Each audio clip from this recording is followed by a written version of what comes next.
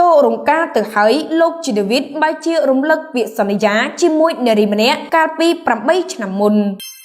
នៅថ្ងៃទី6ខែ6ឆ្នាំ2025នេះគឺជាថ្ងៃចូលរំជ័យរបស់កំពូលតារាចម្រៀងរ៉េបល្បីឈ្មោះលោកជីដាវីតនិងអ្នកនាងទេពបុព្រឹកដែលរៀបចំតាមប្រពៃណីខ្មែរមានរំលេចប្រាសាទអង្គរវត្តដែលមានក្បូរក្បាច់រចនាដ៏ល្អឯកក្នុងនោះឃើញថាមានភ្ញៀវកិត្តិយសលោកអុកញ៉ាលោកជំទាវលោកស្រីនិងសិល្បករសិល្បករនីអញ្ជើញចូលរួមយ៉ាងច្រើនកកក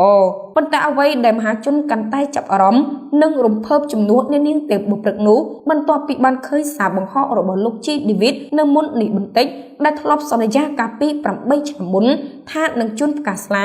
ឲ្យអ្នកនាងទេពបុព្រឹកនេះបើតាមសារបង្ហោះរបស់លោកជីដាវីតបានសរសេររៀបរាប់លីលំជាមួយទឹកភ្នែកថាខ្ញុំធ្លាប់បានឆ្លងកាត់ពិធីក្រុងពាលីច្រើនលើស200ដងប៉ុន្តែពិធីក្រុងពាលីថ្ងៃនេះគឺជាបំណងប្រាថ្នាក៏ដូចជាការសន្យាកាលពី8ឆ្នាំមុនពីបុរសម្នាក់ទៅកាន់នារីម្នាក់ជាគូស្នេហ៍ឆ្លងកាត់រឿងរ៉ាវជាច្រើនក្នុងជីវិតជាគូព្យុះភ្លៀងទឹកភ្នែកភាពសប្បាយរីករាយនិងភាពជោគជ័យប្រៀបដូចជាខ្សែភាពយន្តជីវិតនារីម្នាក់ដែលផ្ដល់ភាពកក់ក្ដៅជឿជាក់លើដៃគូ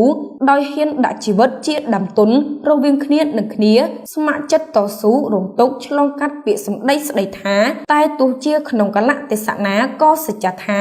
នឹងដើររួមគ្នារហូតទោះជាឆ្លងមហាសមុទ្រភ្លើងសមុទ្រផ្សែងឆ្លងដែនភ្នំមាសក្ដីក៏មិនរាថយពួកយើងពុះពៀថៃរក្សានៅចំណងដៃនៃដំណក់ឈាមដែលប្រទានដោយទេវតា